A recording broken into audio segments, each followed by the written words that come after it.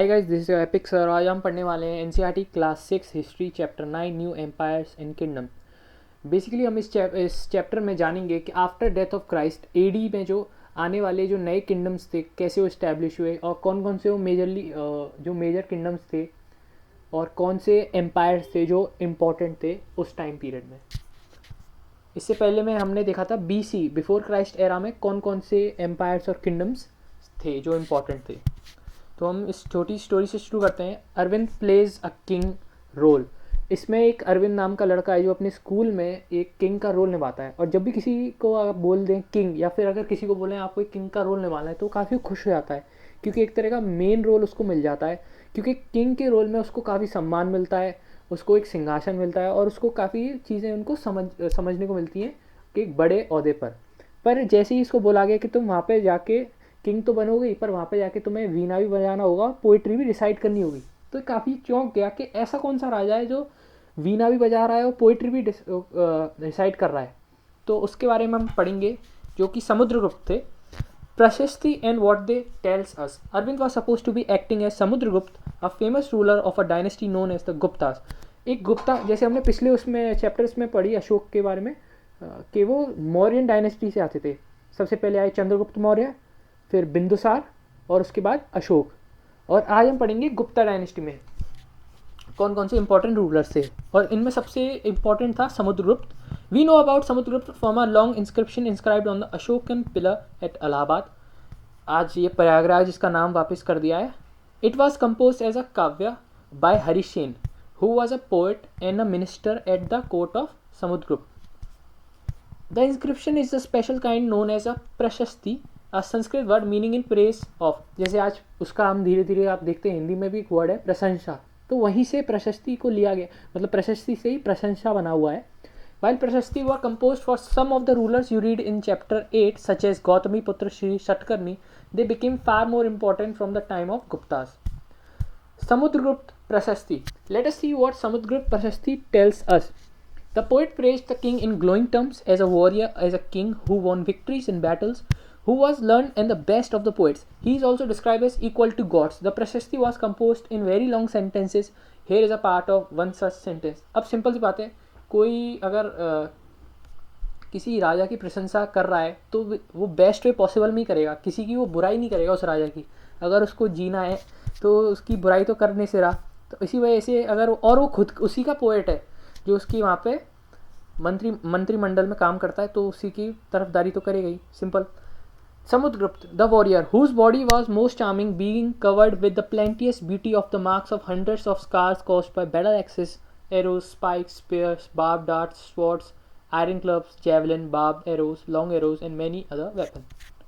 What does the description tells you about the king and also about how kings fought wars? तो इसमें basically बताते, जो इसमें बिल्कुल पता चल रहा है कि वो काफ़ी बहादुर थे समुद्रगुप्त, उन्होंने काफ़ी लड़ाइयाँ जीती थी और काफ़ी अच्छे उस पर रूल किया था। पर मैं आपको बता दूँ, मौर्यन डायनेस्टी जो थी उनका जो साम्राज्य था वो काफ़ी बड़े उसमें था। इनका जो पर्टिकुलरली इन्होंने इतना अच्छा साउथ पे इतना अच्छा रूल नहीं कर पाए थे, पर फिर भी इनका एक ह्यूज एम्पायर तो रहा था। If you look at the map 7, you will notice an area shaded in green. You will also find a series of red dots along the east coast, and you will find areas marked in purple and blue as well. This map is based on the information provided in Prashasti. Harishen describes 4 different kinds of rulers and tells us about Samudragupta policies towards them. Harishen आप जानते हैं, उसका court poets था जो हमने ऊपर पढ़ लिया है। उससे पहले थोड़ा सा अगर मैं आपको लेफ्ट साइड में लेके आऊँ, the king who played the veena, some other qualities of Samudragupta are shown on coin such as this one where he is showing playing the veena. तो उस टाइम पे कॉइन्स पे भी इसको मतलब इतना एम्फोसाइज किया गया था कि वो वीना बजाता है, तो काफ़ी लोकल लोगों में उसको बताया गया था कि वो काफ़ी नेचर वाइज बहुत अच्छे उससे व्यवहारिकता से। The rulers of Aryavarta, the area shaded in the green on the map, Here there were 9 rulers who were uprooted. Uprooted का मतलब उनको हटा दिया वहाँ से, and their kingdom were made a part of the Samudragupta empire. The ruler of Dakshinapatha, जो हमने पहले चैप्टर में पढ़ा था, दक्षिणापथ मतलब the path of the south, जैसे हिंदी में ईस्ट को बोलते हैं पूरब, नॉर्थ को उत्तर, साउथ को दक्षिण और वेस्ट को बोलते हैं उत्तर दक्षिण पूरब पश्चिम, वेस्ट को बोलते हैं पश्चिम। Here there were 12 rulers, यहाँ पे 12 रूलर थे. Some of whose capitals are marked with red dots on the map. They surrendered to Samudragupta after being defeated, and he then allowed them to rule again. The inner circle of neighboring states including Assam, coastal Bengal, Nepal and a number of Gana Sangha. अब गना संघ आपने देखा हो, बुद्ध की जो बुद्ध जिस राज परिवार से आते थे वो भी एक गना संघ था. In the northwest, marked in purple on the map, they brought tribute, followed his order, and attended his court. The rulers of the outlying areas marked in blue on the map, perhaps the descendant of the Kushanas and Shakas, and the ruler of Sri Lanka, who submitted to him and offered daughters in marriage.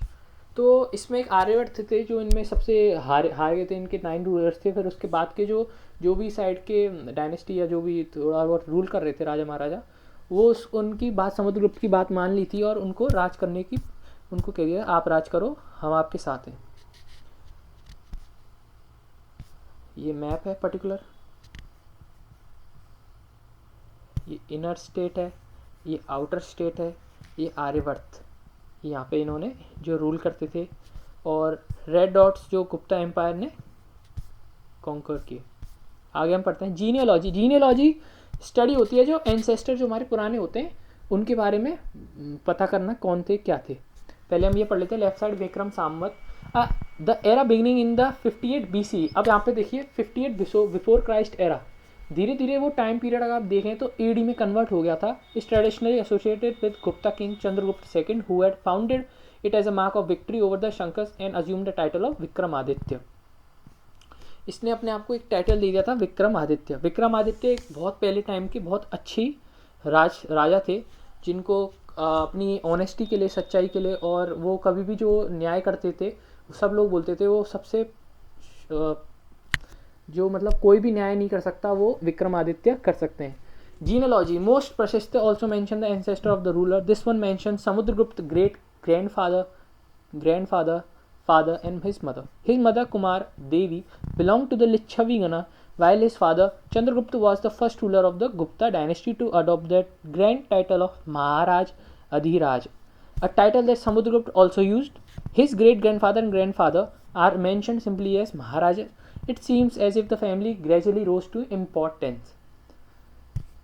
Samudragupta in turn figuring in the genealogy simple list of ancestors of later rulers of the dynasty such as his son Chandragupta II. We know about him from his inscriptions and coins. He led an expedition to the western India.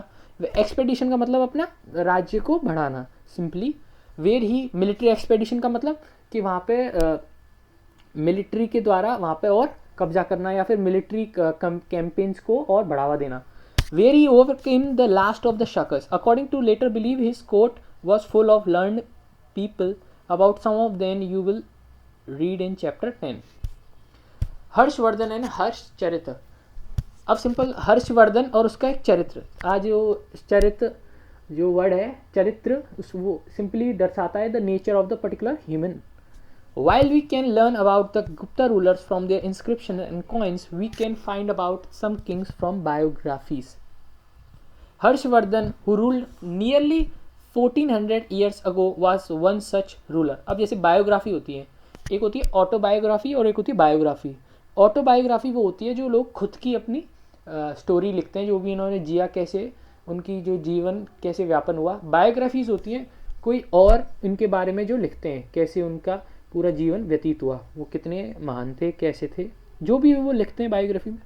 His court period Bana Bhatta wrote his biography the Harshacharita in Sanskrit. This gives us the genealogy of Harsha and ends up with him becoming king. जूजा ये हमने देखा था, ये pilgrims थे जो इन्होंने बताया था. नालंदा के बारे में भी थोड़ा बहुत बताया था. About whom you will read in chapter 8 also spent a lot of time at Harsh court and left a detailed account of what he saw. Harsh was not the eldest son of his father. सबसे eldest तो नहीं थे, पर इनके जो पिताजी थे और इनके जो एल्डेस्ट भाई थे उनके बाद इनको मिला था. एल्डेस्ट भाई और पिताजी की दोनों की मौत हो गई थी. His brother in law was ruler of Kannauj, जो कन्नौज में रूल करता था. फिर उसको भी मार दिया था एक बंगाल के राजा ने. पर बाद में इन्होंने कन्नौज पे हमला किया और उसको जीता, और फिर बंगाल पे हमला करके वहाँ पे भी इन्होंने अपनी जीत हासिल करी. पर ये इतने सक्सेसफुल नहीं रहे थे ईस्ट साइड में. एंड इन्होंने सम पार्ट ऑफ मगध और कुछ बंगाली कैप्चर कर लिया था, पर इतना वो प्रॉपरली सक्सेसफुल इतना नहीं था. He tried to cross the Narmada to march into the Deccan but was stopped by a ruler belonging to Cholakya dynasty, Pulakeshin II. इसको वहाँ पे रोक दिया गया था पुलकेशन सेकंड के द्वारा, जो कि चौलक्य डायनेस्टी से था. पुलकेशन सेकंड काफ़ी फेमस रूलर था, इसने काफ़ी साउथ की साइड अच्छा इसने रूल किया था. Wait a minute. The Pallavas Chalukyas and Pulakeshin prashasti. अब देखो जो पुलकेशन था वो चौलक्य से ही था.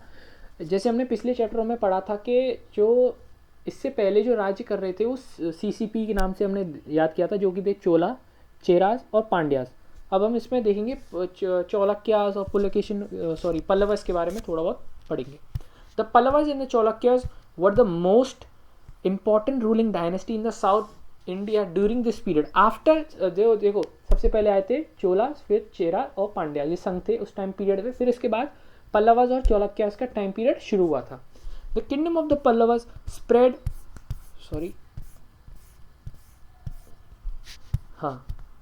The kingdom of the Pallavas spread from the region around their capital Kanchipuram to the Kaveri Delta, while that of the Cholukyas was centered around the Raichur Doab between the river Krishna and Tungabhadra. Aiyol, the capital of the Cholukyas, was an important trading center. It developed as a religious center with a number of temples. आज भी काफ़ी वहाँ पे शानदार temples हैं. अगर आप देखें तो वन ऑफ द बेस्ट जो आप आर्किटेक्चर्स देखोगे उस टाइम पीरियड के, आज भी मतलब आर्किटेक्चर देख के उसको हैरान हो जाते हैं कि इन्होंने ये टेम्पल्स बिल्ड कैसे किए.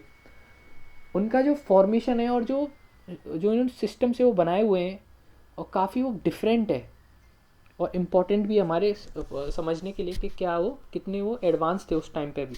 The Pallavas and Chalukyas frequently raided one another's land, especially attacking the capital cities which were prosperous towns.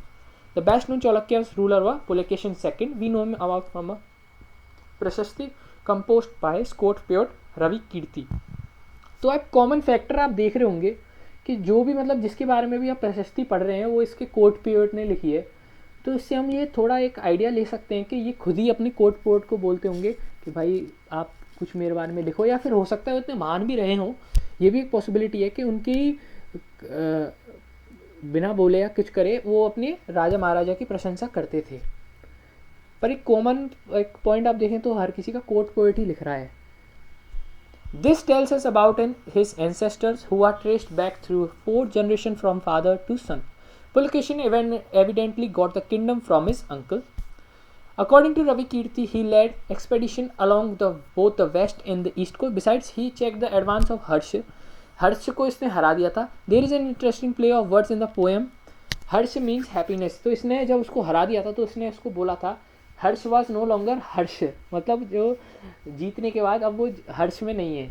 हर्ष मतलब खुश नहीं है. The poet says that after his defeat, Harsh was no longer Harsh. Pulakeshin also attacked the Pallava king and who took shelter behind the walls of Kanchipuram. But the Cholakya victory was short-lived. Ultimately, both Pallavas and the Cholukyas gave new wake to the new ruler belonging to Rashtrakuta and Chola dynasty, about which we will study in class 7. Who were the other rulers who tried to control the coast and why? तो other rulers जो मतलब हमने देख रखे हैं पहले भी, उनके बारे में सीसीपी, Chola, Chera, Pandya. How are this kingdom administered. तो इन किंगडम्स और इसके बारे में कैसे राज्य चलाते वो कैसे चलता था. As in the case of earlier kings, land revenue remain important for these rulers and the villages remain the basic unit of administration. There were some new developments as well. Kings adopted a number of steps to win support of the men who were powerful either economically or socially or because of their political and military strength. For instance, some important administrative posts were now hereditary. Hereditary का मतलब होता है कि एक अपने जो जैसे आप हो, आपके पिताजी अगर कोई राजा हैं तो आपको वो पोस्ट दे सकते हैं, तो ऐसे हेरिडेटरी एक पोस्ट हो जाती थी. This means that son succeeded fathers to this post. For example the poet Harishena was a mahadandanayaka or chief judicial officer like his father. Sometimes one person held many offices. For instance, besides being a mahadandanayaka, Harishen was a Kumar Amatya, meaning an important minister. and the Sandhi Vigrahika, meaning a minister of war and peace. Besides, important men probably had a say in local administration. These include the Nagara Shrestha or chief banker or merchant of the city, the Sartvaha or leader of the merchant caravans, the Prathama Kolika or the chief craftsman, and the head of the काशस्त और scribes. तो इतने सारे post ही रख सकते थे साथ ही साथ, मतलब एक पोस्ट ले ली, फिर उसके साथ वर्क कर रहे हैं, फिर दूसरी पोस्ट ले ली. अब राजा महाराजा हैं तो कितनी भी रख लें. These policies were reasonably effective, but sooner or later some of these powerful men grew strong enough to set up independent kingdoms. मतलब इन पॉलिसीज़ ने इनको हेल्प तो किया, पर कहीं ना कहीं इन राजाओं में भी इतनी वो थी, क्षमता थी कि इन्होंने खुद के बल पे भी अपने जो राज्य को है वो इंडिपेंडेंट किया और आगे उसको बढ़ाया. A new kind of army like earlier rulers. अब इसमें हम पढ़ेंगे कि समांतास कौन होते थे. समांतास एक तरह से वो ऐसे लोग होते थे, एक तरह के रूलर ही थे स्मॉल ग्रुप में. जब जब किसी राजा महाराजा को ज़रूरत पड़ती थी तो वो इनसे थोड़े बहुत अपने ट्रूप्स जो होते थे वो ले लिया करते थे. मतलब एक तरह से ये ट्रूप्स की मिलिट्री की हेल्प दे देते थे राजा महाराजा को. और जब जब ये राजा महाराजा थोड़े वीक पड़ते थे तो ये चाहते थे कि हम इन पे राज्य कर लें और इंडिपेंडेंट हो जाएं. Like earlier rulers, some of these kings mentioned as a well-organized army with elephants, chariots, cavalry, and foot soldiers. Besides, there were military leaders who provide the king with troops whenever he needed them. They were not paid regular salaries. इनको कुछ grant दे दिया जाता था, या फिर कुछ इनको अच्छी फैसिलिटी दी जाती थी, या फिर कुछ इनको लैंड प्रॉपर्टी दी जाती थी. They collected revenue from the land and used this to maintain soldiers and horses and provide equipment for warfare. These men were known as Samantas. Whenever the ruler was weak, Samantas tried to become independent. Assemblies in the southern kingdoms. अब southern kingdom में जो assembly बैठाई जाती थी तो राजा majorly war वगैरह इन सब चीज़ों के बारे में, मुझे कहाँ अटैक करना है, एक्सपेडिशन मिलिट्री एक्सपेडिशन कहाँ पे करने हैं, उसके बारे में सोच विचार करता था. पर बाकी जो इरिगेशन है, सिंपल जो गांव में खेत वेत क्या कैसे व्यवस्था बनेगी, पानी का यूजेस कैसे करना है, फॉरेस्ट वगैरह जो थोड़े बहुत अदर टॉपिक्स रहते हैं मिसलेनियस, उनके बारे में ये असेंबलीज बैठती थी. और इस असेंबली में इन चीज़ों के बारे में सोच विचार करा जाता था. The inscription of Pallavas mention a number of local assemblies. These included the Sabha. Sabha means assembly, which was an assembly of Brahmin landowners. This assembly functioned through sub-committees which looked after irrigation, agriculture, operations, making roads, local temples, etc. The Ur was a village assembly found in areas where the landowners were not Brahmins, and the Nagaram was an organization of merchants. It is likely that these assemblies were controlled by rich and powerful landowners and merchants. Many of these local assemblies continued to function for centuries. Ordinary people in the kingdom. जो ordinary people होते थे वो कैसे रहते थे, इसके बारे में हम थोड़ा कालिदास से पता चलता है, जो अपनी कविता या फिर कह सकते हैं स्टोरी लाइन के थ्रू हम सबको थोड़ा बहुत आइडिया देता था कि कैसे उस टाइम पे लोग व्यवहार करते थे. अब सिंपल सी बात है, उस टाइम पे अगर कोई स्टोरी बना रहा है तो उन्हीं सर्कमस्टेंस जो उस टाइम पे होंगे उन्हीं को लेके स्टोरी को बनाता होगा, और इससे हमें आइडिया ले सकते हैं कि उस टाइम पे क्या क्या चीज़ें लोग करते थे और कैसे करते थे. We can catch an occasional glimpse of the lives of the ordinary people from plays and other accounts. Let us look at some of these. Kalidas is known for his plays depicting life in the king courts. An interesting feature about these plays is that the king and the most Brahmins are shown as speaking Sanskrit, while women and men other than king and Brahmins use Prakrit. His most famous play, Abhijanana Shakuntalam, is the story of a love between a king named Dushyant and a young woman named Shakuntala. We find an interesting description of the plight of a poor fisherman in this play. तो छोटा सा एक fisherman का एक story line ले लिया है, जिसमें एक फिशरमैन होता है, मछुआरा होता है, जिसको एक रिंग मिल जाती है किसी मछली के पेट में. ये इसको क्या कहते हैं, ये राजा ने शकुंतला, एक लड़की होती है जो उसको प्यार करता है, उसको दी होती है कि, पर पता नहीं ये कैसे उस मछली के पेट में आ जाती है. और जैसे ही ये उस राजा के उसमें जाता है, क्या कहते हैं, कोर्ट में देने के लिए, तो वहाँ पे उसको गेट वाला रोक लेता है और कहता है ये तुमने कहाँ से चुराई, ये होते हैं, और उस पर इल्ज़ाम लगा के उसको पुलिस के हवाले कर देता है. चीफ पुलिस जो भी होता है उस टाइम पे उसके अलावा ही कर देता है. और वहाँ पे एकदम पुलिस भी इसको काफ़ी एक तरह से रूड बिहेवियर में देखती है. पर जैसे ही उसको राजा को पता चलता है कि ऐसा इसने किया है तो उसको एक रिवॉर्ड मिलता है. और आगे जाके हम देखते हैं कि वो पुलिस वाला और जो गेटमैन था, उन दोनों ने ऐसा सोचा कि हम रिवॉर्ड आपस में भी बांट लेंगे और फिर उसके संग निकल चलते हैं. ड्रिंक करने, मतलब सिस्टम पानी सेट करने। द चाइनीज पिलग्रिम फाजियन, जिनके हमने पढ़ लिया था पिलग्रिम थे, notice the plight of those who were treated as untouchable by high and mighty. इसमें एक स्टोरी में फाजियन ने बताया, मतलब अपने क्या कहते हैं राइटिंग्स में, जो अनटचेबल्स होते थे उस टाइम पे, वो क्या, जब वो एंट्री लेते थे किसी मार्केट में या किसी गांव में एंट्री लेते थे, पहली बात तो ये अनटचेबल आउटस्कर्ट्स ऑफ विलेज रहते थे, मतलब विलेजेस के बिल्कुल कोनों में या फिर बिल्कुल एक तरह से बॉर्डर लाइन पे रहते थे। और जब भी ये किसी विलेज में एंटर करते थे या किसी मार्केट में एंटर करते थे, तो किसी लकड़ी से या फिर किसी पर्टिकुलर लोहे से, बर्तन से, किसी से भी थोड़ी आवाज़ करते रहते थे, ताकि लोगों को पता चलता रहे कि हम अनटचेबल हैं और हमको टच मत करो, हम छूने लायक नहीं है। मतलब उस टाइम पे अनटचेबिलिटी अच्छी खासी थी। एंड वर्न भट्टा provides us with the vivid picture of the Kings army on the move. इसमें थोड़ा किंग्स की आर्मी के बारे में बताया गया है कि कैसे वो अपना जब आर्मी एक जगह से दूसरी जगह मूव करती थी तो क्या क्या होता था, कौन कौन सी चीज़ें घटित होती थी और कैसे क्या सिस्टमेटिक वे में वो चलते थे। The king travel with an enormous amount of equipment, apart from which there were things of daily use such as pots, pans, furniture, golden foodstuffs, food including animals such as goat, deer, rabbits, vegetables, spices carried on carts or loaded on to pack animals such as camels and elephant।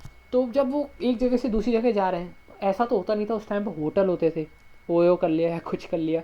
उस time पे लोग अपने tent बनाते थे, military जो भी यहाँ से जाती थी, और वहीं पे अपने, जैसे आज भी अगर आप देखो तो मिलिट्री में जो लोग होते हैं वो कई कई जगह पे जंगल्स में रहते हैं, तो खुद की टेंट बनाते हैं, और जो भी उनको फूड वूड होता है वो थोड़ा बहुत लेके जाते हैं, और बाकी सब अपना खाते हैं, जानवर को mainly. This huge army was an accompanied by musicians beating drums and other playing horns and trumpets. Villagers had to provide hospitality along the way. They came with gifts of curds, gur and flowers and provide fodder for the animal, मतलब उनको animals को खाना पिलाते थे।